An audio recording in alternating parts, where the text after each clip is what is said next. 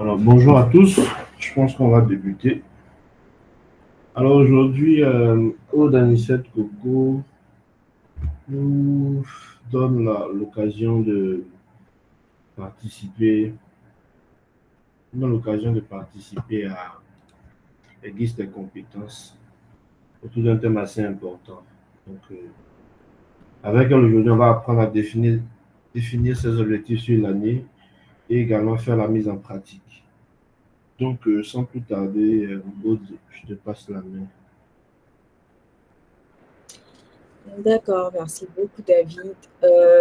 J'espère que vous m'entendez super bien, juste vérifier.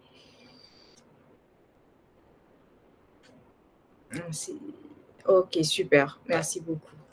Alors, bonsoir à tous, j'espère que vous allez bien, j'espère vraiment que l'année commence bien. Déjà, je souhaite vous dire belle année 2025, que tout ce que vous souhaitez puisse se réaliser et que franchement, vous ayez une très belle année. Alors, je me présente, je suis Aude Anissette Coco, je suis la fondatrice de Potential Reveal, qui est une plateforme d'auto-formation. Et je suis aussi Culture and Communication Lead au sein du M Studio, qui est ce qu'on appelle un startup studio. Et enfin, je suis écrivaine depuis vraiment récemment, on va dire. Alors, aujourd'hui, nous sommes ensemble pour parler de comment atteindre ses objectifs, mais bien sûr, bien avant de les atteindre, il faut bien sûr les définir. Donc, ensemble, nous allons apprendre comment définir déjà même les objectifs et ensuite comment les atteindre. Voilà. Donc, ça sera un atelier assez participatif. Je souhaiterais vraiment que vous soyez libre de poser toutes vos questions. Ne vous retenez pas de les écrire dans le chat ou même de lever la main afin de les poser. D'accord? Ok, donc, je ne sais pas quelle est la disposition de chacun, mais j'avais prévu une petite, on va dire, un petit jeu assez facile, mais ça dépendra de votre disposition. Je voudrais que quelqu'un, ou même vous tous si possible, vous me disiez si vous deviez choisir un mot qui allait décrire votre année 2025, qu'est-ce que ça sera? Vous pouvez le noter dans le chat. Ok, nous avons Ruth qui a dit volonté. Qui d'autre? Si vous deviez choisir un mot pour décrire l'année que vous souhaitez avoir, que sera-t-il? David a mis discipline, ok. Vous allez être surpris, mais moi, Ah, il y a DevTool, je sais pas c'est qui, mais il a mis amour, il ou elle a mis amour. Il y a Aude Rachel qui a mis résilience, j'aime beaucoup. Lydie a mis joie. Blanche a mis grâce. Corentin a mis aussi action de grâce. C'est vraiment beau tout ce que vous me dites là. Ah, j'ai honte, ça fait que je ne peux pas dire pour moi parce que pour moi c'était trop bizarre. Ok, donc on va partir. Si vous ne pouvez pas parler, n'hésitez pas à le mettre dans le chat, il n'y a pas de souci. Ok, Blanche a mis l'argent, merci beaucoup. C'est ce à quoi je pensais aussi. Bonheur, tout à fait. Ok. Donc, on va commencer avec Ruth. Pourquoi tu as choisi volonté? Pourquoi la volonté pour toi? Ok, oui, bonsoir à tous. J'ai choisi volonté parce que j'ai remarqué que durant l'année 2024, il y avait certains trucs, certaines choses que je voulais faire, mais je sais pas, j'hésitais à me lancer. Je me disais, peut-être parce que je n'avais pas assez de compétences. Ou bon, c'était vraiment parce que j'avais peur d'appréhender l'échec. Donc, cette année, je veux vraiment me lancer dans des choses qui ont du sens. Oh, ok, merci. C'est gentil d'avoir participé, enfin, d'avoir partagé ça avec nous. Je sauve, je saute David parce que lui, il fait déjà partie de la maison. DevTool, c'est qui?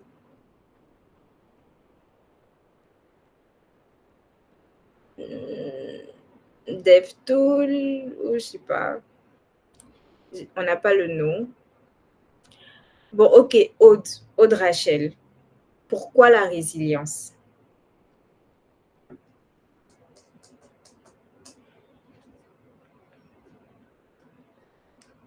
Ne soyez pas timide, sinon on ne pourra pas définir vos objectifs annuels. Donc, et Lydie a marqué la joie. J'aimerais bien savoir pourquoi la joie. Est-ce que c'est en rapport avec des faits qui sont passés dans le passé? Dis-nous tout. Oui, bonsoir à tout le monde, parce que je choisis toujours de rester en joie. En 2024, j'ai fait ce choix-là et franchement, avec la quantité de joie que j'avais en tout cas, ça m'a permis de positiver. Et donc, pour 2025, on ne va pas changer une équipe bien. Je continue avec la joie et voilà, en tout cas, ça m'inspire. Ah, super. C'est vraiment génial. Merci Lydie. Merci beaucoup. C'est trop bien. Blanche. Blanche a mis grâce, l'argent, le bonheur. Dis-nous tout, Blanche. Bonsoir à tous. Bonsoir, Blanche. J'ai mis grâce parce qu'en disant ça, j'ai pensé à Dieu, parce que c'est par les grâces de Dieu qu'on peut tout. L'argent, parce que sans argent, on ne peut rien faire.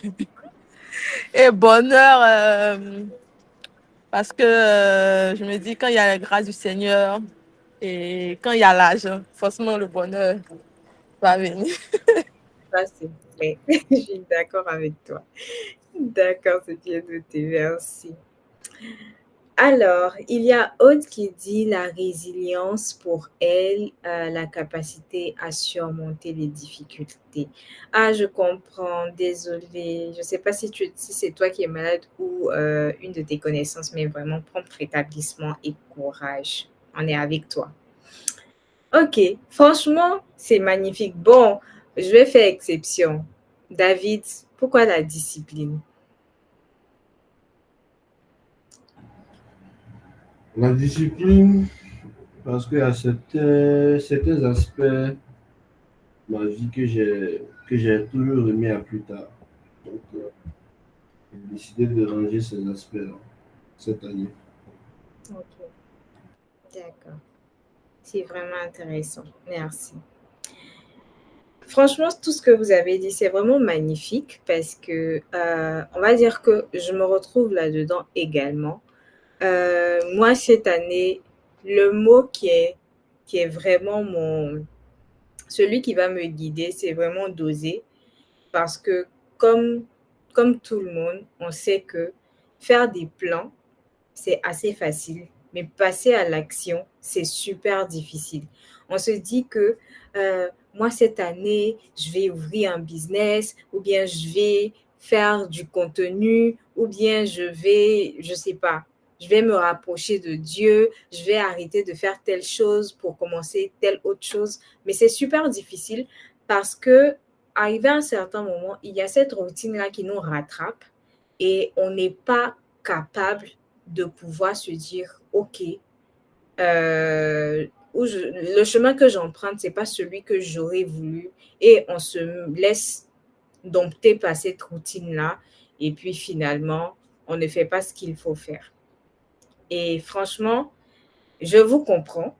Moi-même, souvent, je me dis que souvent, tu donnes souvent des formations, mais très souvent, tu t'oublies. Voilà. Donc, Ensemble, aujourd'hui, nous allons comprendre, ou du moins apprendre à comprendre pourquoi c'est important déjà de définir des objectifs. Comme j'ai l'habitude de dire, si on est sur Terre, là, ce n'est pas uniquement pour regarder nos amis, pour regarder les autres. On est sur Terre pour un objectif bien précis. Et cet objectif-là, il se définit que ce soit chaque mois, chaque année, chaque semaine et même, j'irai plus loin, chaque jour. C'est-à-dire, chaque jour que nous nous réveillons, nous devons nous dire qu'à la fin de cette journée-là, il faut que j'ai pu faire quelque chose qui m'ait aidé à avancer plus ou moins sur mon objectif du mois ou de l'année. Ce qui va faire que vous n'allez plus sentir la lourdeur de l'atteinte des objectifs. Généralement, on se dit que le fait de se fixer des objectifs, c'est faire de grandes choses. Mais en réalité, se fixer des objectifs, c'est faire de petits pas qui, à la fin, ou du moins à la longue, vont devenir de grandes choses. Vous voyez? Donc, fixer des objectifs est essentiel, bien sûr, pour réussir votre année. Pourquoi? Parce que ça va vous permettre d'abord, en premier, de rester focalisé sur le plus important. De rester focalisé sur le plus important. Une des choses que moi, personnellement, j'aime faire, c'est quoi? Je vais écrire mes objectifs et les coller dans un endroit assez visible. Je sais que vous avez déjà entendu parler de Vision Board, le tableau des visions. Un tableau que vous allez utiliser où vous allez mettre tous vos objectifs. Par exemple, vous allez dire, moi, cette année, je veux m'acheter une nouvelle voiture. Vous allez chercher l'image de la voiture que vous voulez, vous allez la découper ou bien vous allez l'ajouter dans votre tableau de vision.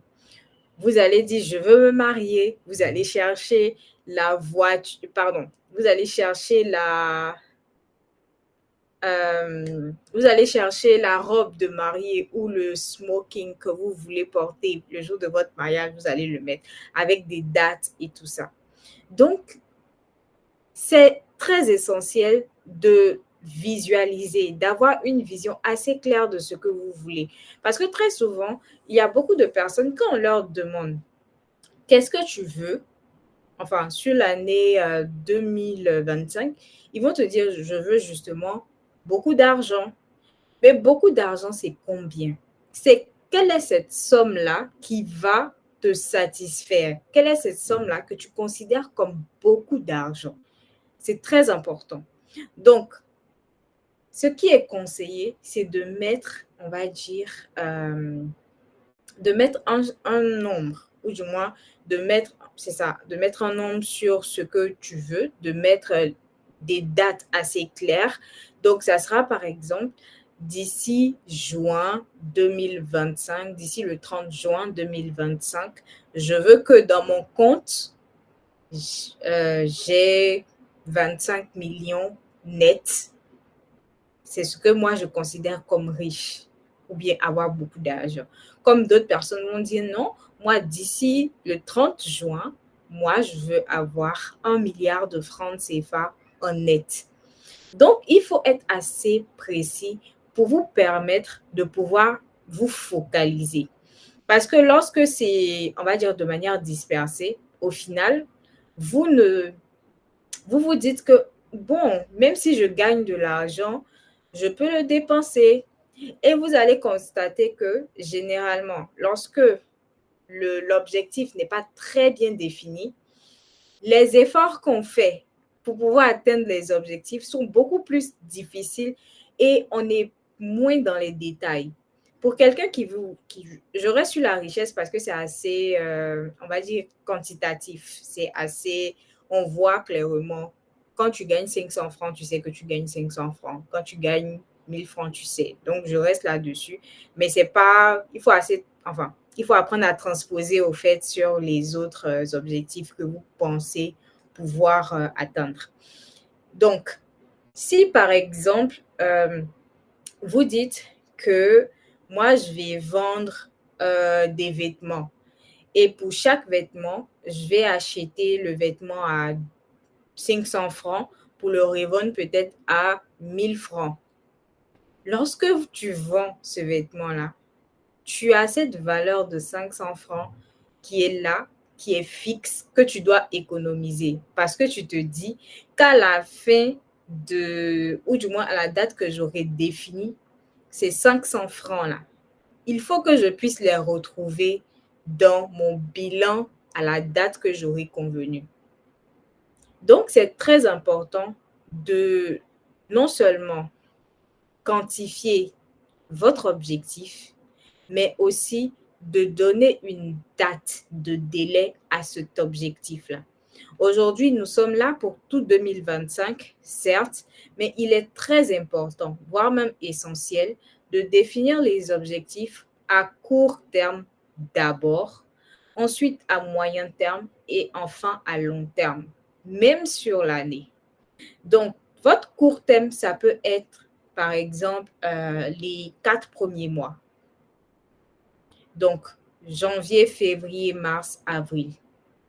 Votre moyen terme, on part sur les 8 mois et votre long terme, ça sera jusqu'au 31 décembre 2025. Donc, vous vous dites, par exemple, pour le quarter 1, voilà l'objectif que je veux atteindre en tant qu'entrepreneur, en tant que salarié, en tant qu'étudiant. Voilà l'objectif que je veux atteindre. Je veux être à même de pouvoir devenir leader dans ma classe au point où mes notes reflètent ce que je veux devenir plus tard. Ensuite, pour le quarter 2, tu peux dire, moi, je veux monter un business qui va me permettre de pouvoir faire rentrer un peu d'argent pour peut-être m'inscrire à des formations à l'international ou bien pour peut-être essayer d'avoir beaucoup plus, je ne sais pas, d'argent encore. Ou bien au quarter 4, c'est-à-dire en fin d'année, il faut que je sois à même de pouvoir atteindre les objectifs de 2025 en général que je me suis fixé. Donc, avoir un objectif à court terme, à moyen terme et à long terme va vous permettre de pouvoir avancer tout doucement, va vous permettre de pouvoir rester concentré. Parce que généralement, quand on a de gros objectifs, c'est tellement gros qu'on se pose la question de savoir, est-ce que je pourrais les atteindre? Est-ce que ça sera possible? Et finalement, on tombe dans la procrastination, on va dire, en griffe, on a la flemme de pouvoir agir. Alors que quand c'est découpé en tout petites choses, c'est plus facile pour nous. Chaque pas, on se dit qu'on est super fort et puis au fur et à mesure, les choses avancent et puis voilà. Donc ça, on va dire, c'est la première importance des objectifs que vous fixez. Ça vous permet de rester focalisé, de rester focus. Ensuite, ça vous permet aussi de rester motivé. Motivé en quel sens? Ça vous permet de rester motivé parce que vous vous dites que il faut que j'atteigne cet objectif-là. Et j'aimerais vous dire une chose. Lorsqu'on fixe un objectif, on ne fixe pas un objectif en fonction de ceux qui se trouvent autour de nous, mais en fonction de nous-mêmes, de ce qu'on pense qu'on est capable de faire. Parce que beaucoup de personnes se sont fixées des objectifs en fonction des autres, juste pour se dire que je suis en concurrence avec X ou bien avec Y. Mais non, vous n'êtes pas en concurrence avec qui que ce soit. Vous êtes en concurrence avec vous et rien que vous-même. Le plus important, lorsque vous vous fixez un objectif, c'est de vous dire que il faut que je fasse mieux qu'hier. Il faut que demain, quand je m'assois, ou du moins au 31 décembre 2025, quand je m'assois, il faut que je sache que la personne que j'ai été en janvier 2025, là, elle est différente de celle que je suis en décembre 2025. Il ne faut pas se dire que non, je suis en comparaison avec qui bref, vous n'êtes pas en comparaison ou bien en compétition du moins avec une autre personne que vous. Voilà. Donc, votre motivation, elle doit être interne. Maintenant, vous pouvez avoir aussi des motivations, bien sûr, externes, mais je conseille généralement d'avoir des motivations qui sont, euh, qui sont bienveillantes. Qui sont bienveillantes. Par exemple, je suis étudiante, euh, je sais que c'est difficile avec ma famille. Je sais que ma famille fait tout pour continuer à me mettre à l'école. Ma famille fait tout pour que je puisse réussir. Donc, ma motivation pourrait être quoi? Pourrait être d'ici la fin de l'année, il faut que j'ai mon diplôme et que je sois à même d'avoir peut-être un petit stage qui me permet d'avoir un peu d'argent pour alléger ma famille. Donc, de ce fait-là, de la manière dont j'étudie, moi, en tant qu'étudiante, ça sera différent de la manière dont d'autres personnes qui sont déjà dans le beurre étudient. Parce que moi, mon objectif, ça serait maintenant de travailler deux fois plus, pardon, pour pouvoir aider ma famille à la fin de l'année, d'ici la fin de l'année. Donc, c'est ça, au fait. Vous pouvez avoir certes des motivations, mais il faut que ce soit des motivations bienveillantes si elles sont externes. Mais il ne faut pas rentrer dans les histoires de comparaison, sinon, à force de vouloir se comparer, à force de vouloir faire la guerre au monde entier, très souvent, beaucoup de personnes se trompent de chemin et les objectifs qu'elles se sont fixés, elles sont prêtes à tout pour les atteindre, mais pas de la bonne manière. Donc, avoir de la motivation, c'est, on va dire, ce que un objectif peut produire en vous. Donc, on a parlé du fait que l'objectif vous permet de rester focus, l'objectif vous permet d'être motivé et ensuite, fixer ces objectifs, c'est aussi les fixer en fonction des valeurs que vous avez. Et là, j'ai envie de vous poser la question de savoir, parmi toutes les valeurs que nous avons dans le monde, il y a beaucoup de personnes qui ont pour valeur la discipline, il y a beaucoup de personnes qui ont pour valeur l'aide, il y a beaucoup de personnes qui ont pour valeur le partage, etc. Vous, quelle est votre valeur? Quelle est la valeur qui est tellement importante pour vous que c'est super important de pouvoir la modeler pour qu'elle entre dans vos objectifs. Citez-moi une valeur qui vous tient vraiment à cœur. On a beaucoup de choses. On a l'honnêteté, on a même, comment on appelle ça? J'ai oublié le nom. La transparence. Voilà, quelle est la valeur qui compte le plus pour vous? Vous pouvez le mettre, ou du moins la mettre en commentaire.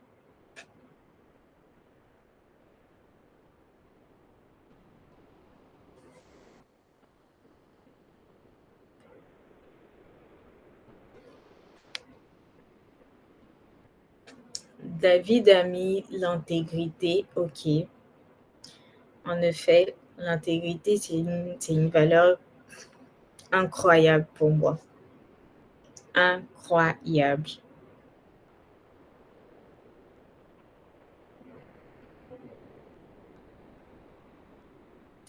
Qui d'autre, à part David? Ok, Lydie a mis le respect. En effet, comme j'aime le dire, si on ne te respecte pas, dépose les fourchettes et puis fuis de la table. Donc, l'intégrité, le respect, ok. Salomon a mis l'honnêteté. En effet, c'est une très, très, très grande valeur. Devtoul a mis la dignité humaine. Ok. La dignité humaine, c'est super important, surtout lorsqu'on la lie avec le respect. Vous allez voir que ça crée des choses incroyables.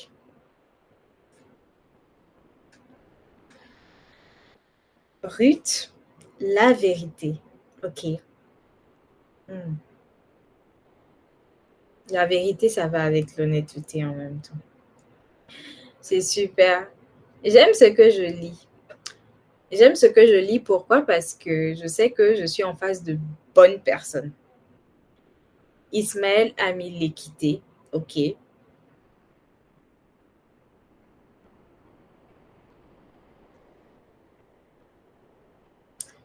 C'est super. Ok. Super. Alors, je vais vous raconter une petite histoire par rapport à moi-même. Comme toute personne, j'ai été une personne qui procrastinait beaucoup. C'est-à-dire que je pouvais même avoir des objectifs qui sont là, qui sont super bien définis, qui sont écrits, qui sont smart. Franchement, si c'est pour écrire, je sais écrire. Mais une des choses qui me fatiguait, c'était l'exécution de la chose. C'était l'exécution de la chose. Comment est-ce que je vais m'arranger pour pouvoir exécuter mon plan que j'ai écrit? C'était super compliqué.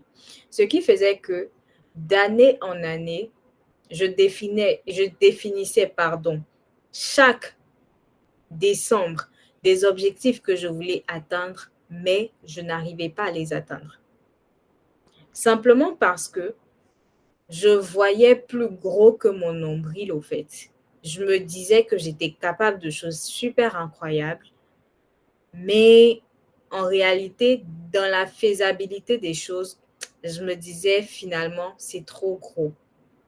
Et ça, c'est une des choses que je vais vous conseiller.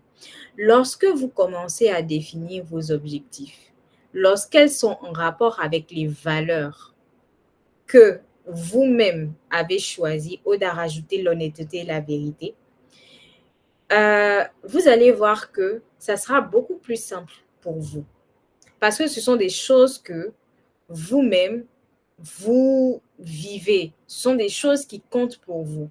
Mais lorsque vous voulez vous appuyer sur des valeurs que d'autres personnes partagent, qui n'ont rien à voir avec vous, vous allez voir que vous allez commencer à procrastiner.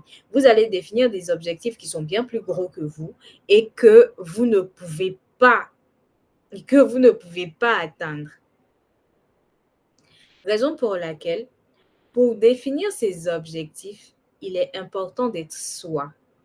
Il est important de penser à vous. Est-ce que je suis capable de faire ce que je suis en train d'écrire? Raison pour laquelle, je ne sais pas si vous connaissez le SMART, je pense que beaucoup de personnes en parlent, beaucoup de coachs en parlent, mais le fait que votre objectif soit SMART, soit bien mesuré, soit quantitatif, ça va vous aider à pouvoir l'atteindre plus facilement. Parce que vous vous donnez des objectifs qui sont réalistes et non qui dépassent, on va dire, ce que vous pouvez faire.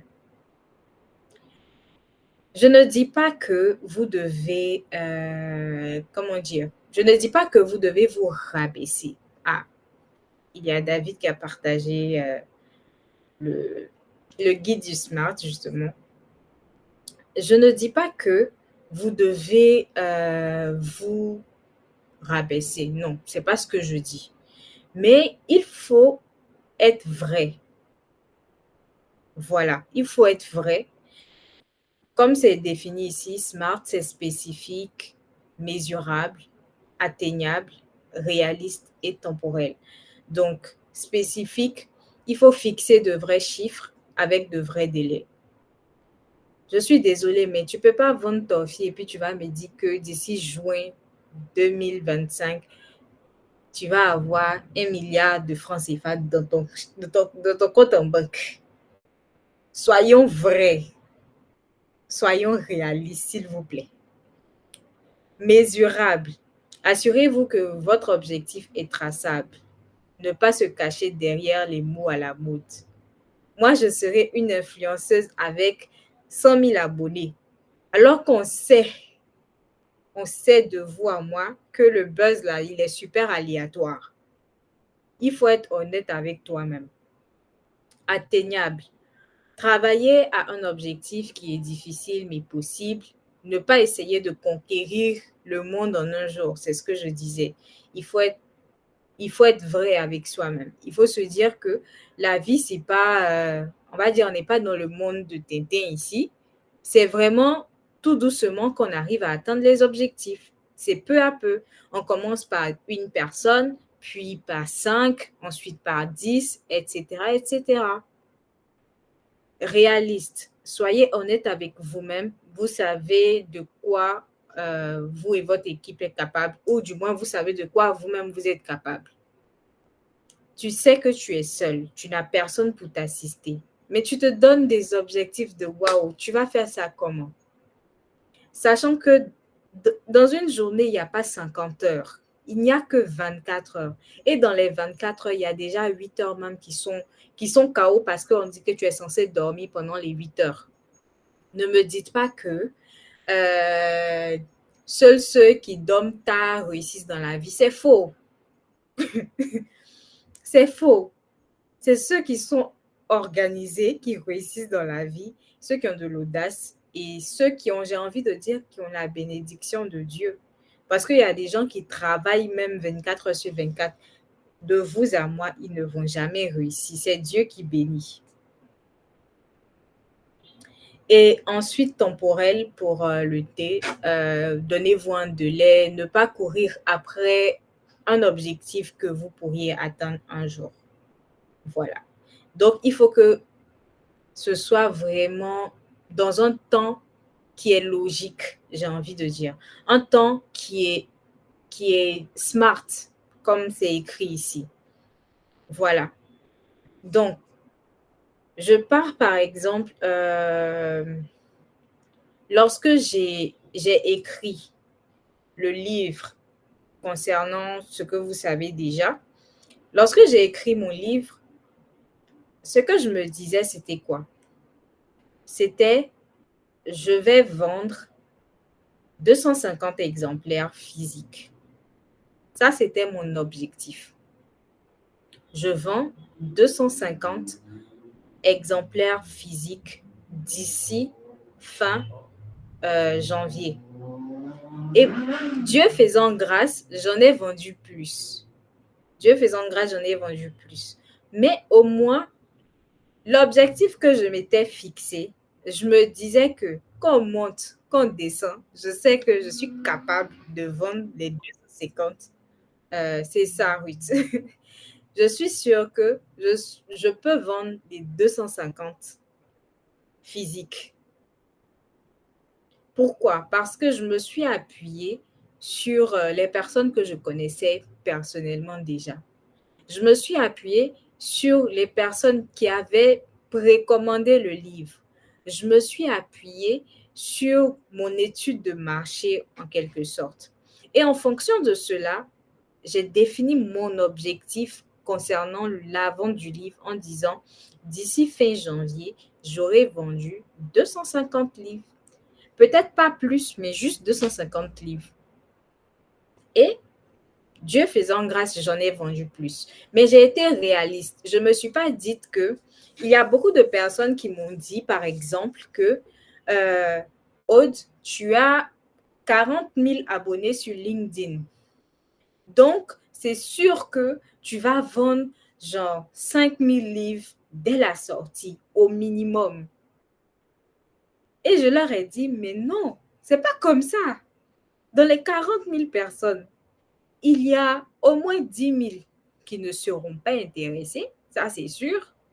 Il y a au moins 10 000 qui n'auront pas l'information, malgré le fait que l'information sera relayée encore et encore, mais malgré ça, ils n'auront pas l'information. Il y aura au moins 10 000 qui vont dire qu'ils n'ont pas l'argent. Et il y aura environ 10 000 qui vont me dire que ils n'ont pas prévu de payer, donc ça sera après. Et donc, cet après-là, ça sera peut-être en février, ça sera peut-être en mars, ça sera peut-être même en décembre 2025. Donc, c'est ça. Il faut prendre en compte aussi votre environnement.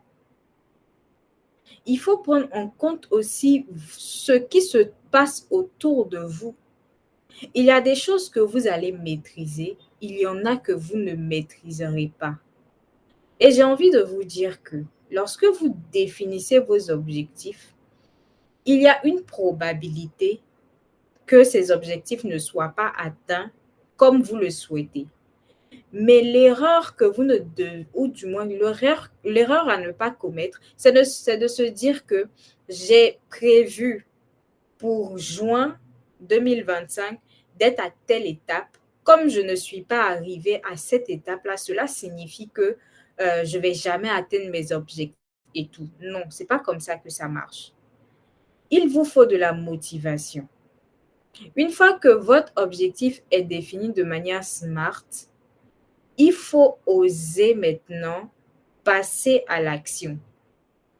Il faut oser passer à l'action. D'accord?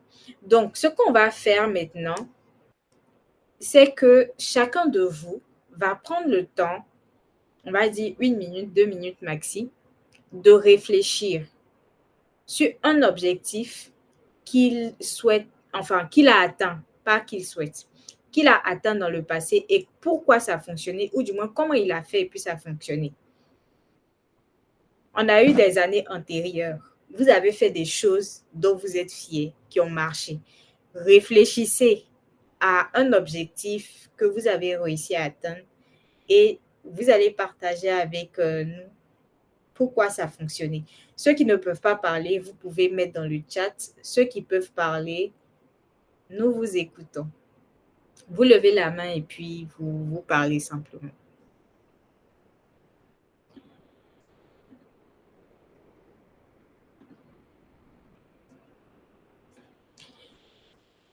Donc, qui veut se lancer? Qui veut commencer?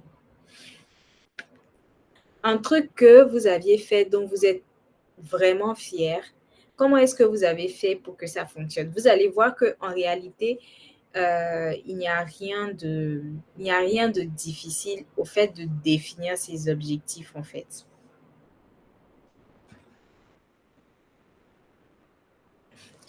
Ruth, tu ne vois rien. OK.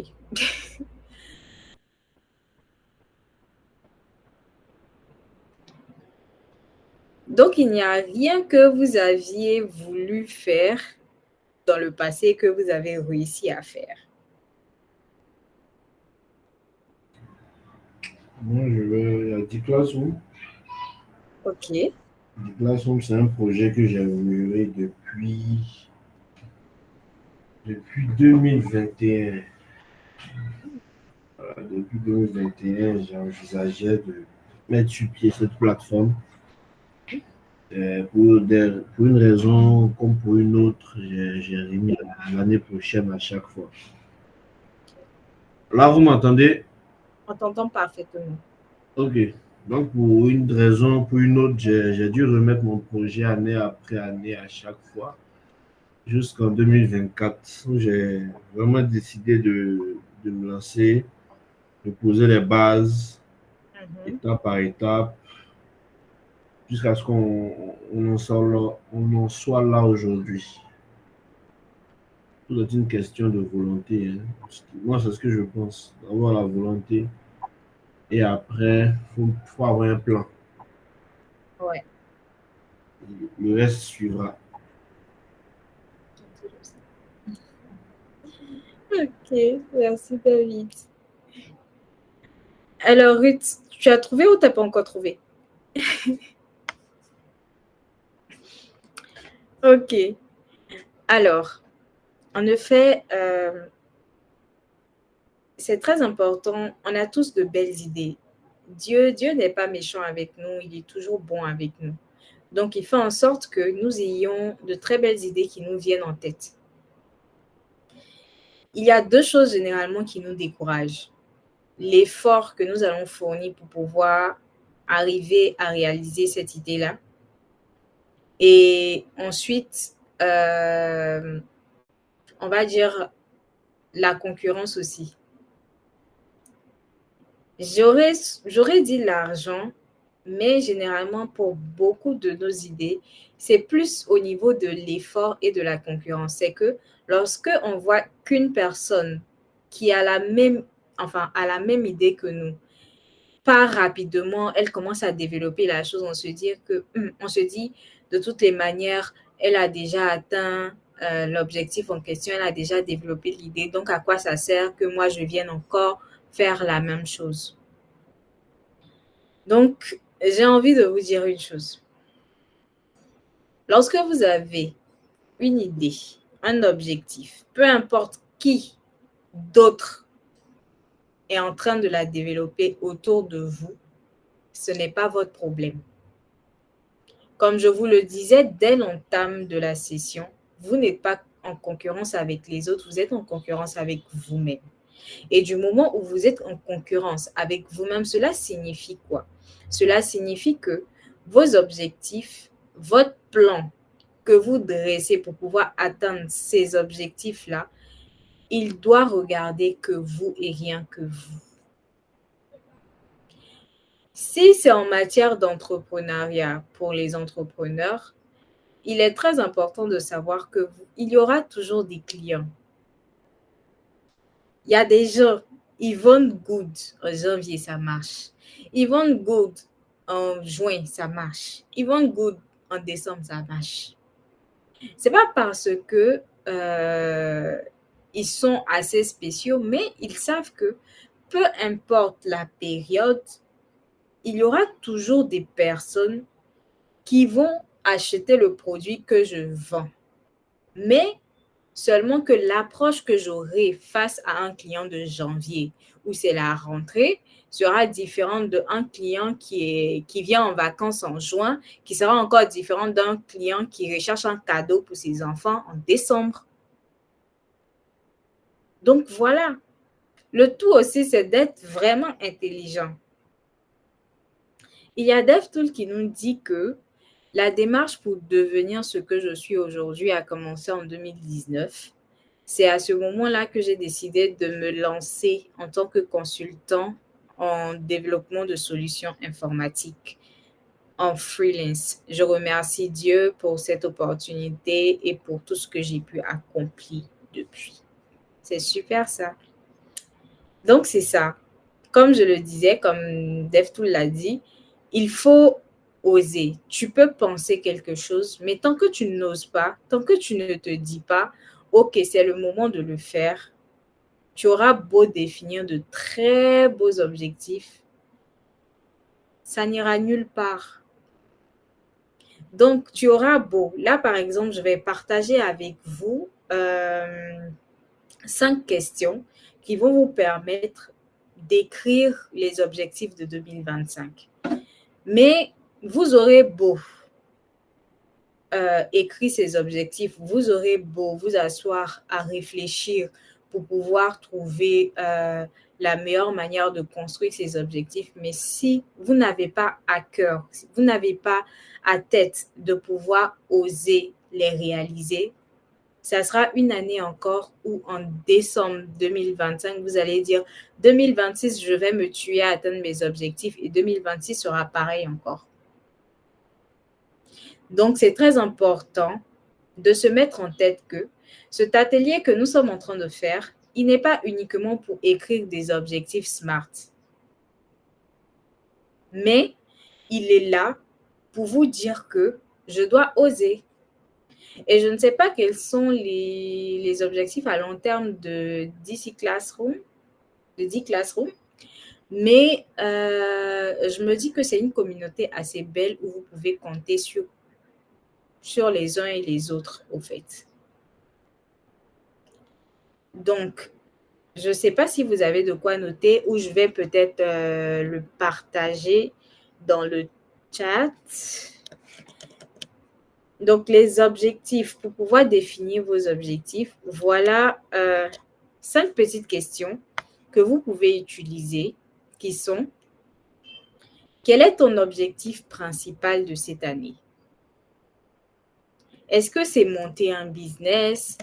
Est-ce que c'est doubler le nombre de clients que tu as? Est-ce que c'est créer de l'impact à travers tes contenus? Est-ce que c'est avoir un nouveau boulot? Est-ce que c'est avoir ton diplôme? Quel est ton principal objectif pour l'année 2025? Ensuite, pourquoi cet objectif est-il important pour toi? Qu'est-ce que cet objectif t'apporte? Pourquoi tu n'as pas choisi un autre objectif et puis c'est cet objectif-là qui est important? Après, comment sauras-tu que tu as atteint cet objectif? Et là, on part maintenant sur la partie mesurable de l'objectif. Généralement, pour le business, c'est assez facile parce qu'on se dit que je lance un business avec 200 000 francs.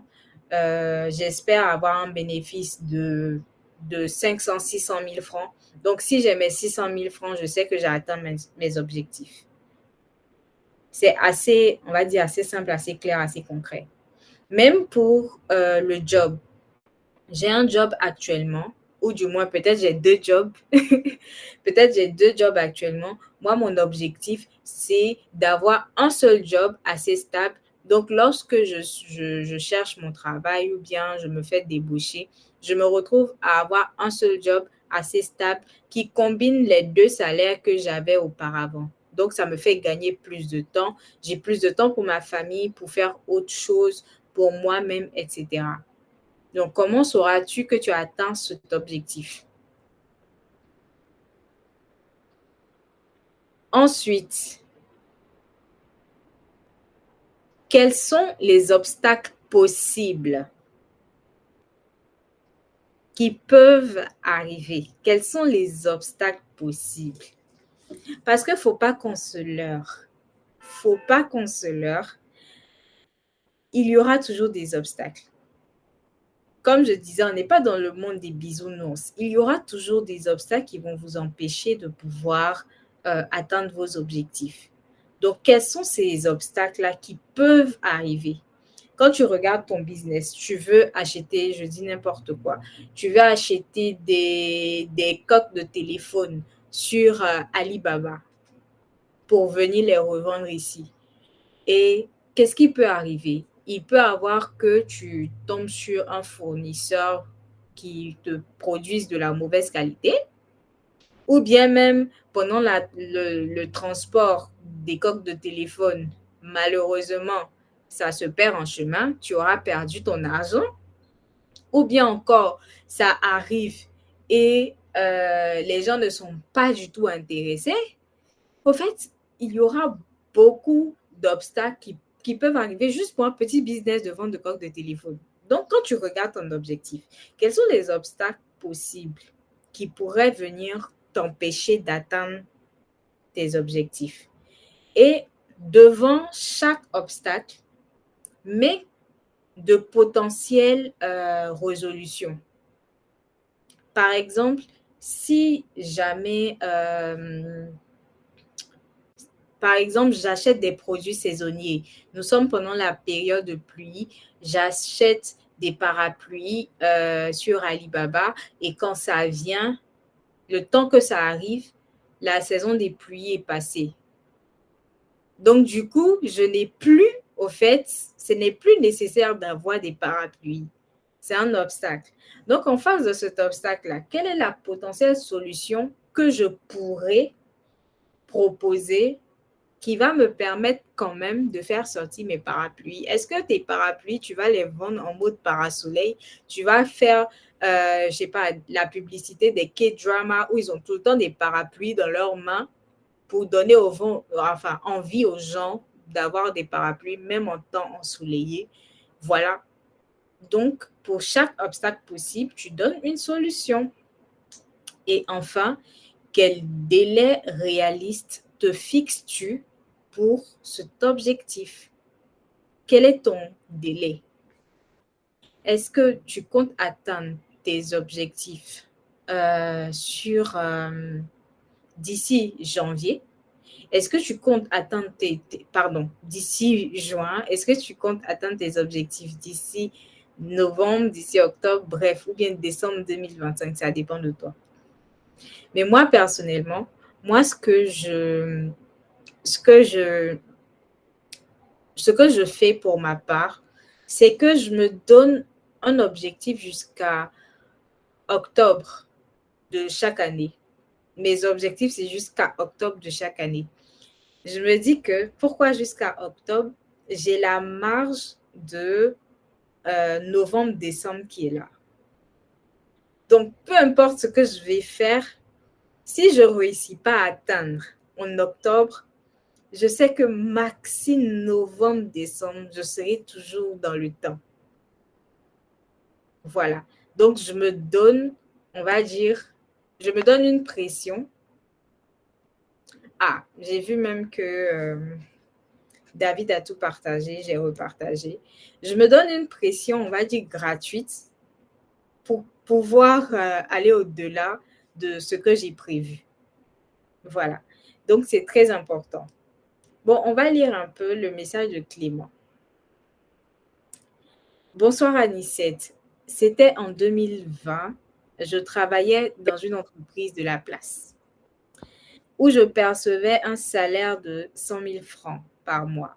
Je me suis fixé un objectif de 200 000 francs comme salaire dans le premier trimestre de l'année 2021, précisément en février 2021. J'ai commencé à me former dans certains domaines et partant de là, j'ai commencé à participer aux formations de développement personnel pour la confiance en moi, même et visualiser ce que je veux aussi. C'est ainsi que j'ai atteint mon objectif. Voilà. En fait, c'est tellement bien dit. Pourquoi? Parce que ici, on a des dates. On a des dates assez claires. On a l'objectif qui a été défini. On a les moyens mis en place pour pouvoir atteindre l'objectif. Et c'est ce que vous devez faire simplement. Là, on vous a partagé les 5 questions que vous pouvez utiliser déjà pour écrire vos objectifs. Et ensuite, on aura, on va dire, le plan. Comment créer son plan d'action? Pour créer son plan d'action, il n'y a pas quelque chose, si c'est pour écrire là, comme je vous ai dit là, il n'y a pas quelque chose qui est aussi simple. Hein. Si c'est juste pour écrire, vous allez plus qu'écrire au fait. Il n'y a pas quelque chose qui est aussi simple que ça. Déjà, vous avez réussi avec les 5 questions, vous vous êtes assis, vous avez écrit votre plus grand objectif de l'année, comment est-ce que vous allez l'atteindre, quels sont les potentiels obstacles qui pourront venir vers vous. Vous avez même trouvé les solutions concernant ça. Maintenant, c'est le moment d'avoir un plan d'action. Donc, le plan d'action, il va se diviser en 4 étapes. D'accord? La première étape, ça sera déjà de découper l'objectif en petits objectifs.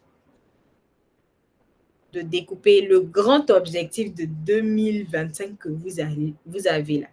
C'est de le découper en sous-objectifs, en petits objectifs. C'est-à-dire que mon plan pour 2025, c'est d'écrire un livre. Il faut que d'ici décembre 2025, j'ai écrit un livre. Mes sous-objectifs, ça sera quoi par exemple?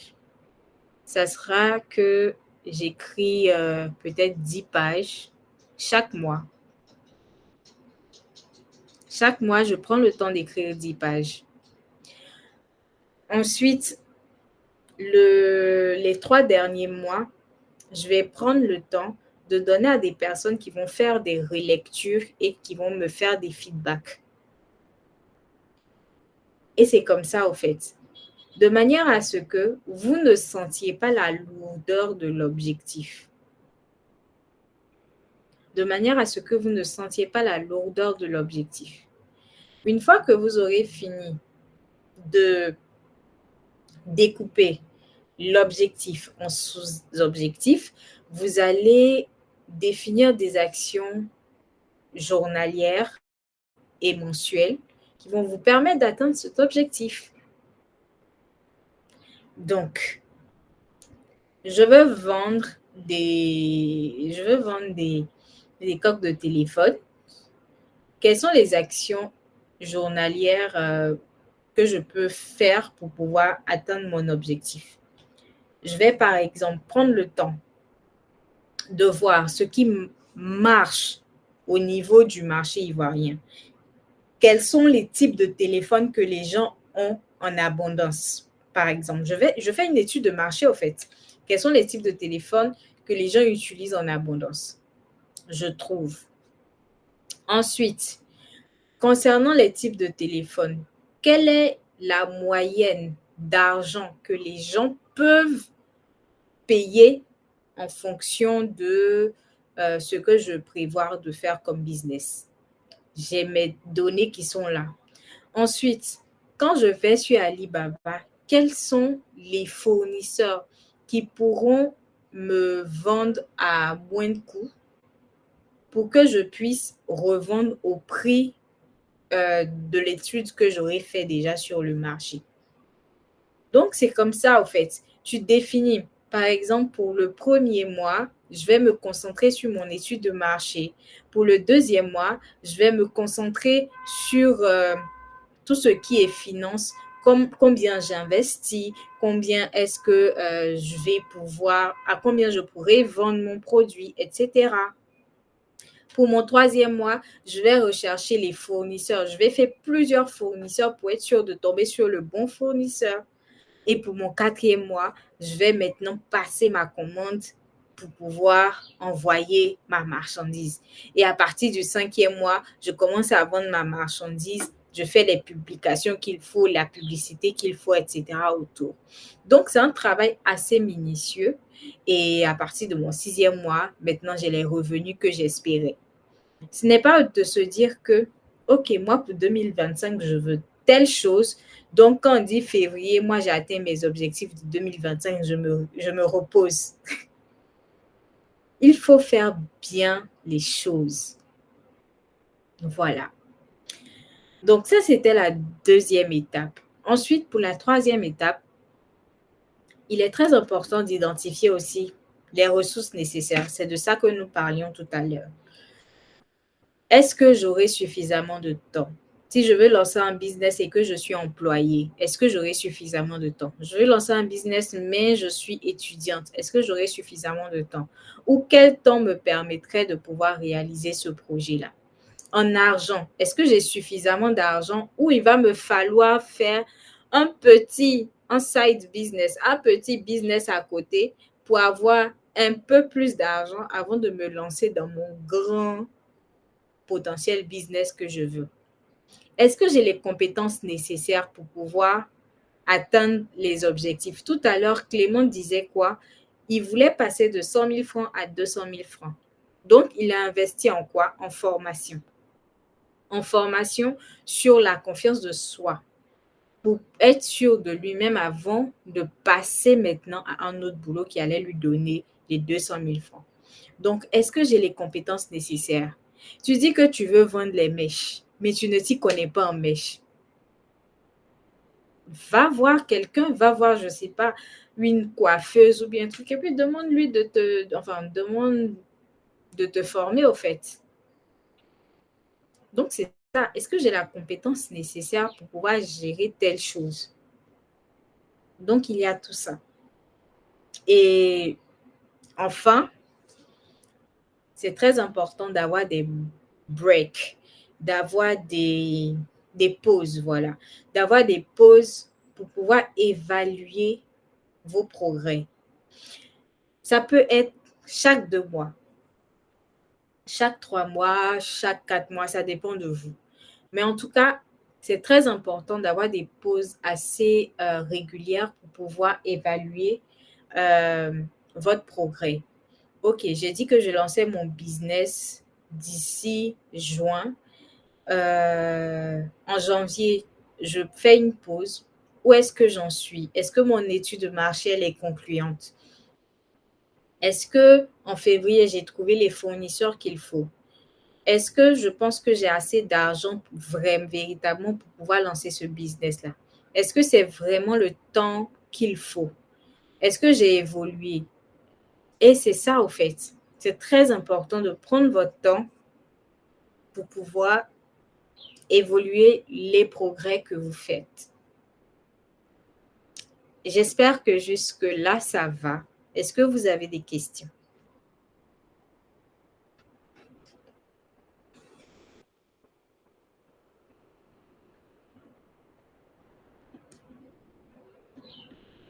Je vous écoute. Je vous ai dit que c'est participatif. Je ne vais pas parler beaucoup comme ça.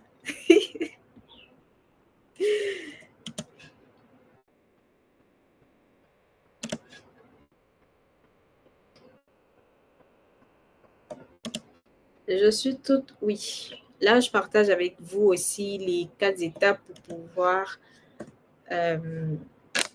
pouvoir définir son plan d'action de manière assez simple.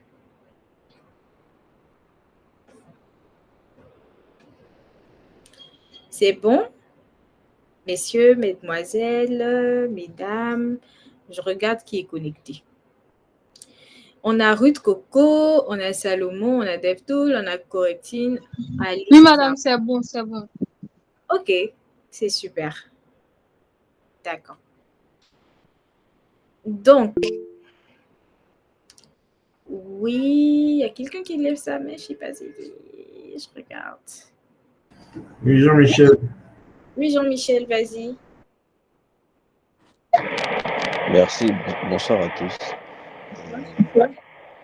Vous avez parlé de se fixer un objectif principal, je pense que je vais dire ça comme ça, au cours de l'année.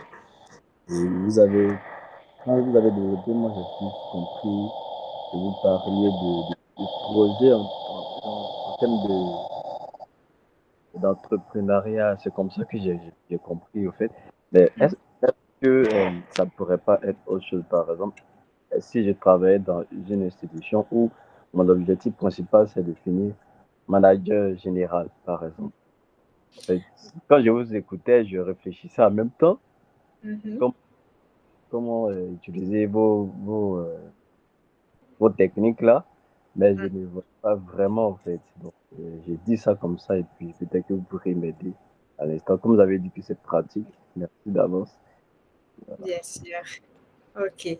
C'est vraiment, merci beaucoup de ta question qui est vraiment une très belle question. Et en plus, j'ai pas envie de dire c'est l'une de mes spécialités, mais c'est quelque chose que je fais de manière assez courante. C'est quoi? C'est que généralement, lorsqu'on travaille dans une institution, notre but, ce n'est pas de rester à la même place, mais d'évoluer.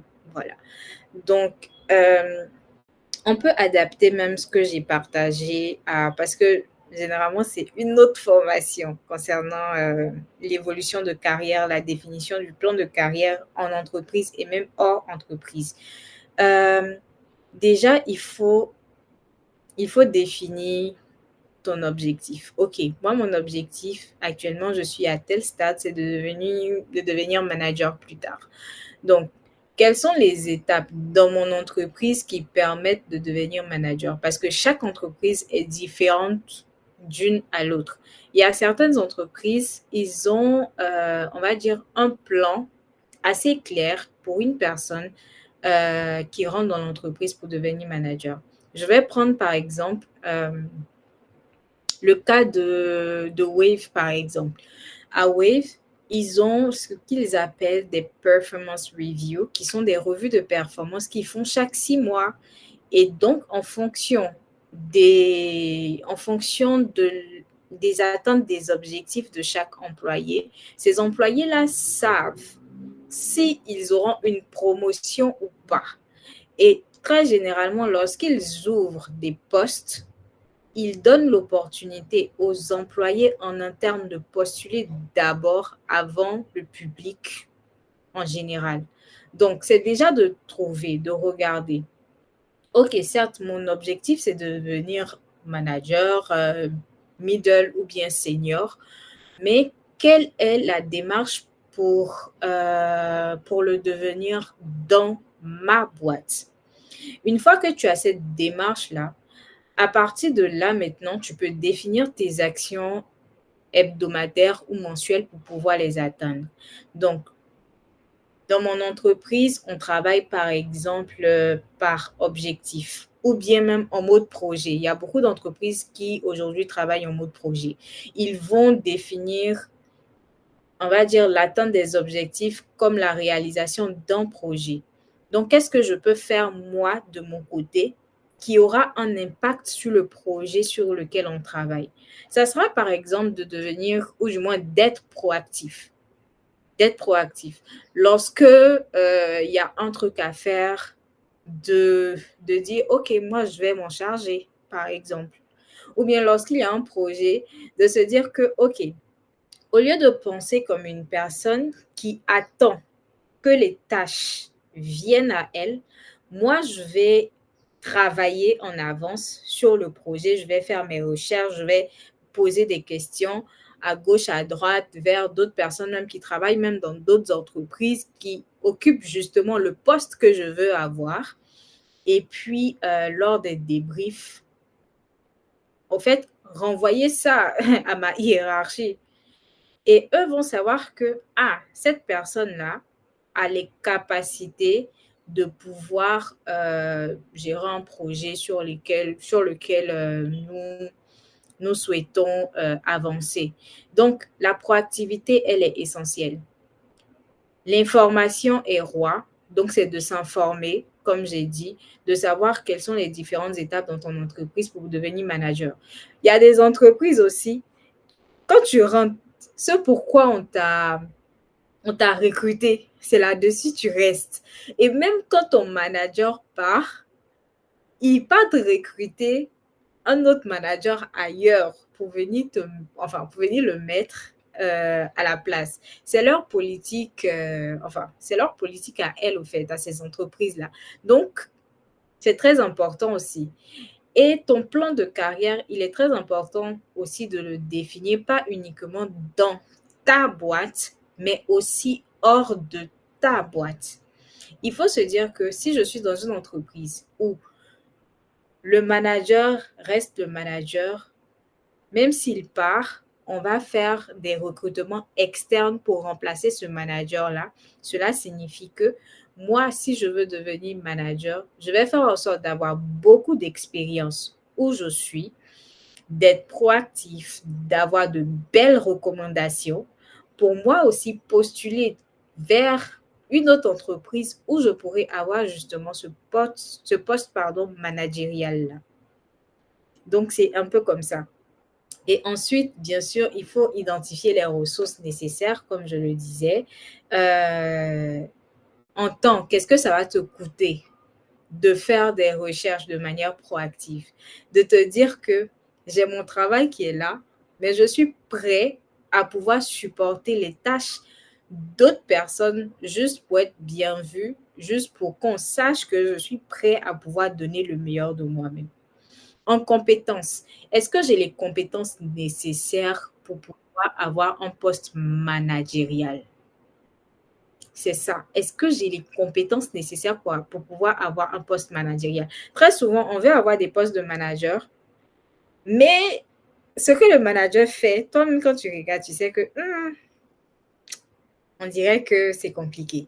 Donc, si je n'ai pas les compétences nécessaires, c'est de recommencer à suivre des formations, j'ai envie de dire même reprendre les cours s'il le faut, c'est de faire des certifications et tout ça.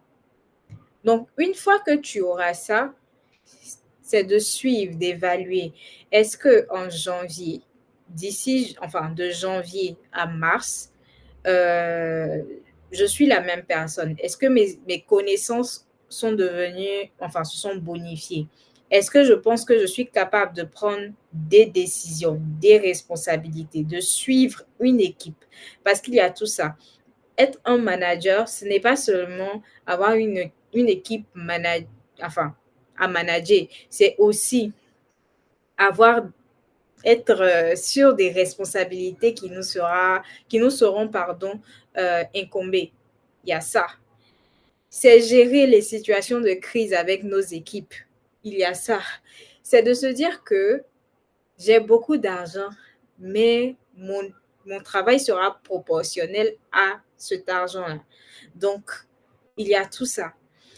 Donc, c'est très important d'analyser, de voir les situations, par exemple, dans ton équipe, en tant que N-1, il peut avoir un conflit et tu peux voir ton manager déjà pour lui dire que, ah, par rapport à ce conflit-là, je pense que je suis à même de pouvoir conseiller mes collègues là-dessus pour que ça ne se reprenne plus, ou bien je suis à même de pouvoir vous donner la solution et tout.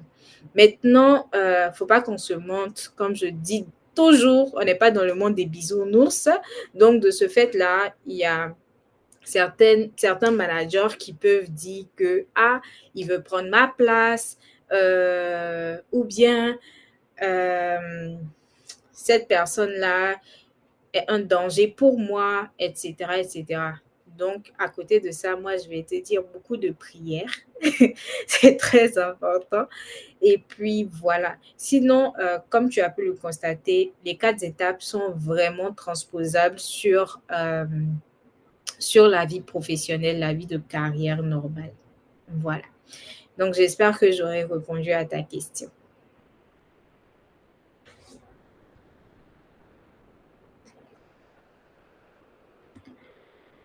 Oui, merci beaucoup. J'ai écouté attentivement. Je pense avoir compris. Et puis, j'ai pris note. Je vais essayer de mettre mes notes là dans le chat. Ça pourrait aider peut-être d'autres personnes. Merci beaucoup. Merci. Ok, il y a Ruth qui demande, est-ce qu'un étudiant peut établir un plan de carrière? Bien sûr, c'est ce qui est conseillé. Et pour les personnes qui me suivent, ils savent que moi, c'est mon plan de carrière j'ai envie de dire, qui m'a sauvée. Parce que moi, depuis la classe de terminale, je savais où je voulais être, je savais ce que je voulais faire. Et Dieu merci, je suis tombée sur de belles personnes qui m'ont appris justement c'est quoi le plan de carrière, c'est quoi établir son plan de carrière. Donc, j'ai écrit mon plan de carrière. J'ai dit que moi, je voulais faire les ressources humaines parce que moi, je voulais lancer ma propre entreprise. Donc, pour ce fait, il fallait que je connaisse l'humain. Il fallait que je sache comment l'humain fonctionne. Donc, je suis partie en ressources humaines pour ça. Personne ne m'a dit non, pars en comptabilité, c'est ce que je voulais faire que j'ai fait. J'ai fait mes ressources humaines.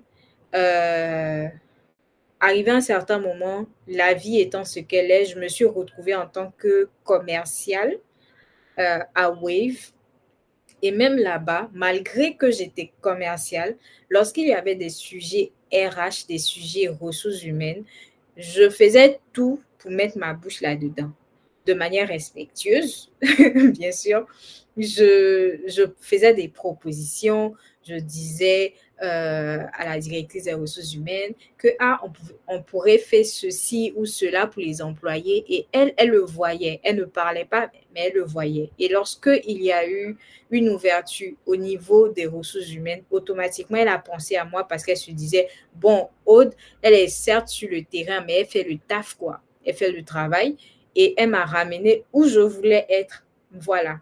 Pour dire que le plan de carrière, comme même les objectifs de vie, très souvent, il y a des obstacles qui peuvent se poser, mais ce n'est pas pour autant que le plan que nous avons prédéfini est mort. Non, pas du tout.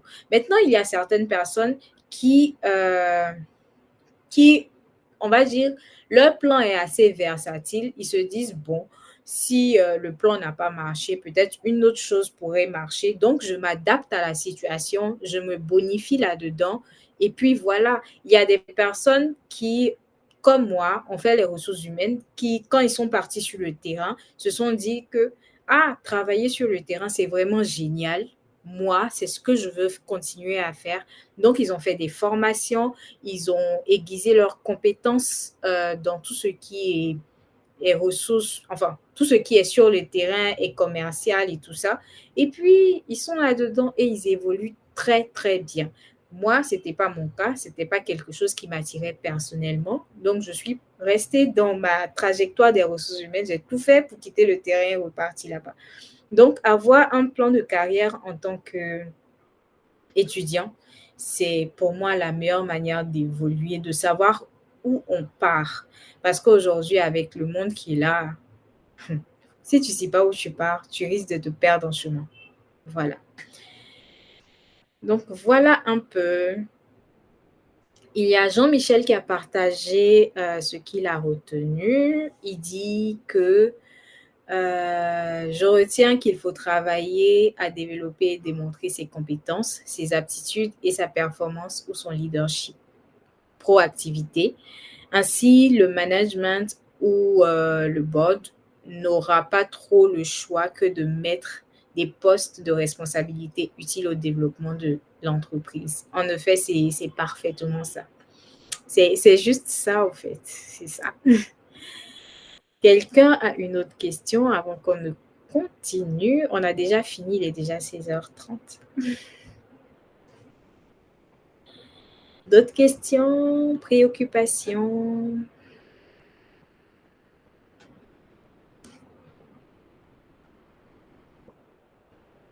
Oui, Ruth, on t'écoute.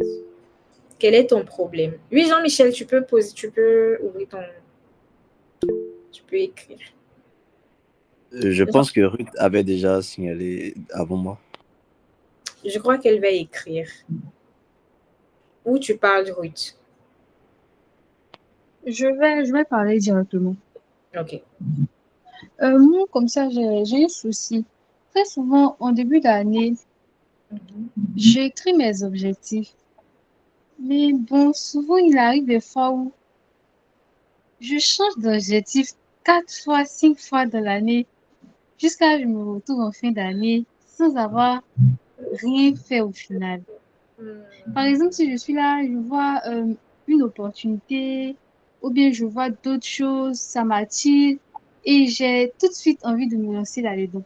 Et souvent, à force de faire ça, j'ai remarqué que au final, c'est pas trop ça.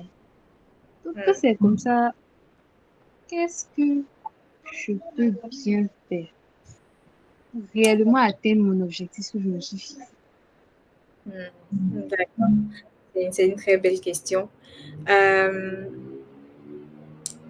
Moi, je pars toujours sur mes expériences à moi. J'ai l'impression que c'est pareil que toi, Ruth. C'est que moi, j'ai toujours beaucoup d'idées. C'est mon défaut. C'est l'une des choses que beaucoup de personnes, enfin, que mon entourage me reproche. C'est que j'ai toujours des idées qui me viennent. Je peux avoir 5, 6, 7 idées. Et mon souci, c'est que tant que j'ai pas réalisé ce que je veux réaliser là, je ne m'arrête pas. Ce qui va faire que je serai en train de travailler sur 3 choses en même temps.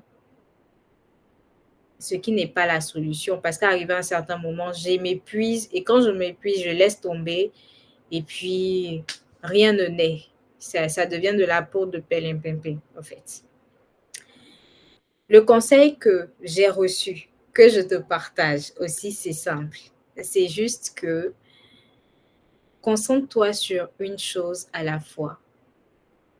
Lorsque tu écris ton objectif, comme on l'a défini depuis le début, lorsque tu écris un objectif et que tu as fait ton plan d'action concernant cet objectif, va jusqu'au bout.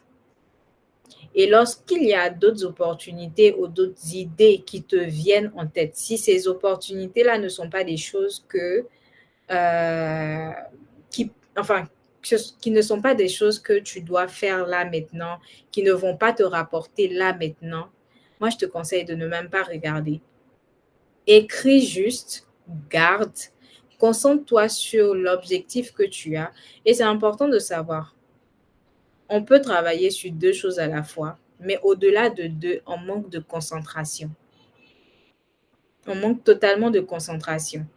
Il y a des personnes qui font plusieurs choses, mais demandez-les. Forcément, il y a une branche qui sera assez faible, où elles ne seront pas assez, on va dire, étincelantes.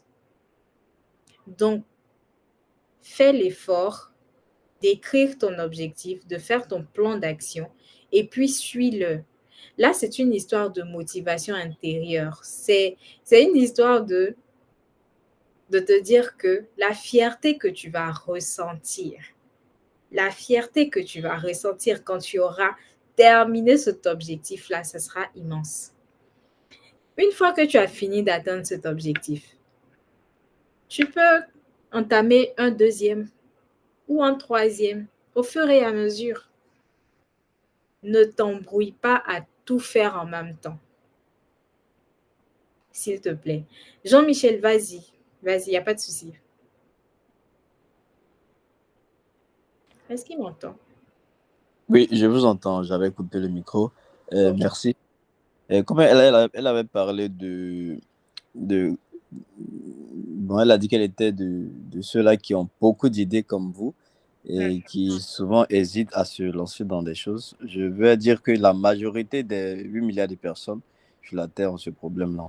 Et comment moi j'ai réussi à faire cela? Euh, Au départ, je me lançais dans tout ce qui était apprentissage, j'apprenais tellement de choses. Du coup, je me retrouvais à faire presque tous les boulots à Abidjan. Et là, ça me perdait beaucoup. Donc, qu'est-ce que j'ai fait?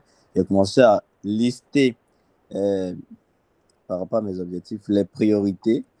Voilà. Les priorités et puis les urgences par rapport à ce que je voulais atteindre finalement. Donc, lister ses priorités et puis les urgences. Je pense qu'il y a une formation sur ça, je ne sais pas trop comment on appelle ça. Les choses importantes, les choses urgentes et tout ça. Donc, je pense qu'elle elle devra faire ça en fait. Oui, Parce qu'on sait quand quelque chose est urgent et important, on peut pas avoir d'autres réflexions qui va venir au fait faire c'est ça en fait. Quand quelque chose est urgent et important, peu importe ce que tu vas voir après, ça ne pourra pas te distraire en fait. Tu ne pourras pas changer d'objectif. Merci. Merci. En effet, je pense qu'il s'agit de la matrice d'Eisenhower qui nous permet de lister les choses urgentes, les choses importantes, les choses non urgentes, les choses non importantes, et puis en fonction de notre liste de tâches ou d'objectifs, on sait les classer dans ce qui est plus important et puis on reste focalisé sur, c'est ça, le plus urgent et le plus important. C'est exactement ça. Donc, Ruth, je pense que tu as eu jusqu'à 2 réponses. Donc là, tu n'as plus de raison de nous dire que, de nous dire que tu ne peux pas gérer. Voilà. Ok, Jean-Michel, tu avais quelque chose à dire avant Ruth, je pense. Oui, c'était pas grand-chose. Je voulais juste savoir si vous aviez des comptes, peu importe, LinkedIn ou les réseaux sociaux, on pourra vous suivre après et pour pouvoir savoir quand est-ce qu'aura lieu la prochaine réunion ou formation. Ok. D'accord. Je suis sur tous les réseaux sociaux comme tout le monde. Je suis sur LinkedIn, Aude Anicette Coco, Aude AUDE. Je suis sur Facebook, pareil. Maintenant, pour les prochaines sessions, je vais laisser à David parce que moi, je suis juste l'invité du jour. Donc, David.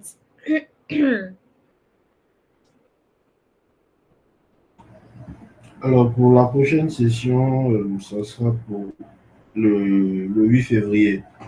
La prochaine session aura lieu le 8 février avec Ange Marius et on va apprendre les différentes étapes pour lancer sa page sur les réseaux sociaux avec succès. Donc, les inscriptions vont débuter lundi. On va débuter la communication sur cet événement à partir du lundi.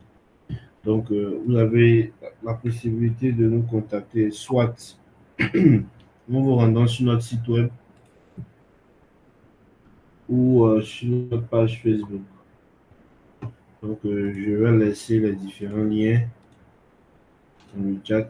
Comme ça, vous pourriez nous contacter. Il faut aussi dire que D-Classroom est un centre de formation au métier du digital, du design et du développement web. Nous avons plusieurs formations et vous avez la possibilité de vous inscrire. À côté de nos formations payantes, nous organisons 2 formations gratuites par mois. Voilà. Une fois que vous êtes sur le site, vous venez sur Aiguise tes compétences. Voilà. Dans Aiguise tes compétences, vous allez voir les différents intervenants jusqu'au mois de juillet. Ouais, jusqu'au mois de juillet. On a toute une panoplie d'intervenants qu'on va rajouter au fur et à mesure jusqu'à la fin de l'année. Et pour les séances passées, vous avez la possibilité de consulter les replays en cliquant sur l'intervenant en question. Donc, à partir de lundi, toutes les sessions passées auront les replays disponibles. C'est bon? C'est parfait. Ok, merci David. Alors, donc c'était un peu ça. Comme je disais, moi je suis l'intervenant du jour, mais franchement, il y a de super bons thèmes, de super bons intervenants que je connais et franchement, je recommande. Mais moi, j'ai vu la formation qui m'intéresse où je viendrai en tant que juste quelqu'un qui vient apprendre simplement. Voilà.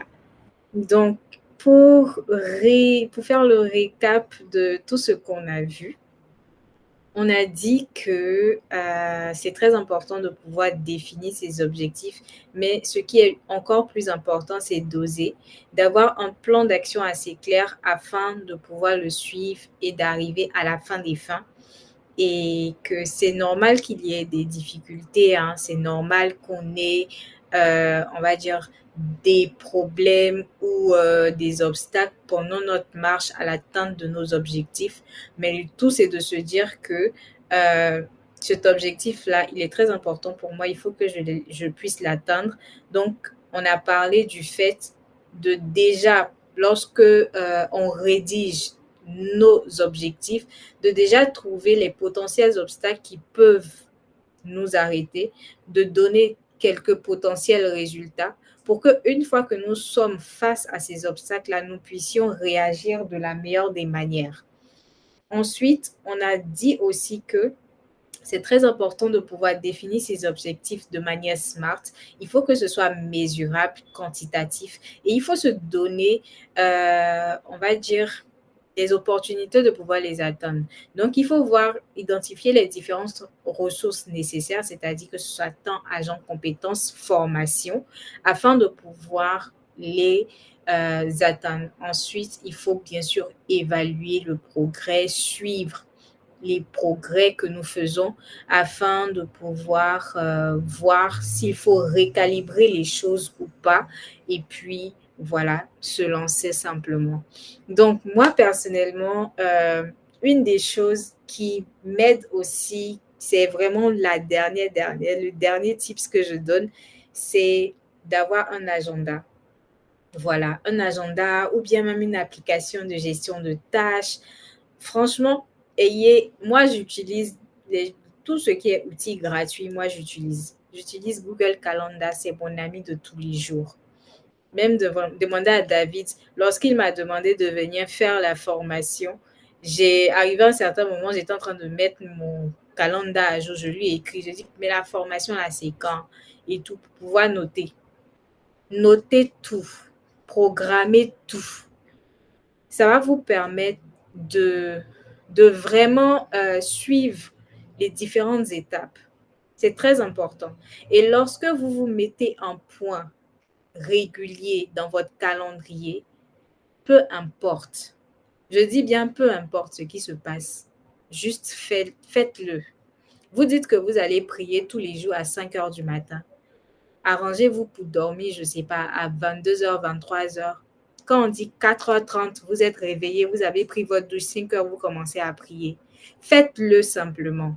Ne dites pas non, demain je vais le faire, je vais me rattraper demain. Tu te dis que tu vas faire ton point journalier des dépenses que tu as effectuées tous les jours à 21h30. Mais quand 21h30 arrive, tu es sur Facebook, tu dis demain tu vas faire le point. Quand demain arrive, tu as oublié le point d'hier. Tes calculs sont mélangés. Donc, lorsque vous vous mettez des points, dans votre agenda, dans vos calendriers. Faites-le simplement. Vous allez voir qu'au fur et à mesure, ça va devenir une routine et vous n'auriez plus besoin même du calendrier pour pouvoir faire ce que vous devez faire. Mais dans un début, ça sera super difficile. Donc, il va falloir qu'il y ait une pression, on va dire, sur votre tête. Sauf si vous avez une femme qui, comme moi, vous met la pression. Parce que moi, j'essaie de mettre la pression aussi aux personnes qui se trouvent autour de moi. Quand tu me dis que tu veux faire quelque chose, chaque matin, je vais te demander si tu as fait. Donc, à contrario d'avoir quelqu'un qui vous met la pression, au moins il y a un agenda qui pourra vous guider. Voilà. Donc, pour conclure, j'aimerais vous dire de toutes les manières, tout ce que nous allons faire, c'est Dieu qui bénit. Hein. C'est Dieu qui bénit. Donc, il faut confier son activité au Seigneur, ses projets. Et vous allez voir qu'ils vont réussir. Si ce n'est pas le bon projet pour vous, Dieu va faire en sorte que ça se gâte, ça se mélange. C'est pas bien de le dire, mais papa, il fait ça souvent. Si c'est le bon projet pour vous, tout va bien se passer. Et enfin, comme j'aime le dire, confiez dès le début pour que ça se gâte vite, pour ne pas que vous ayez trop mal vers la fin. D'accord? Et je vous remercie vraiment pour la formation. Et si jamais vous avez des choses à dire, des derniers messages ou même des conseils à donner à d'autres personnes, n'hésitez pas à tout le monde. Merci beaucoup.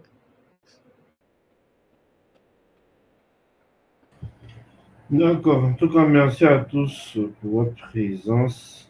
Et comme Aude l'a dit, hein, vous devez être organisé, vous devez tout faire pour vous discipliner.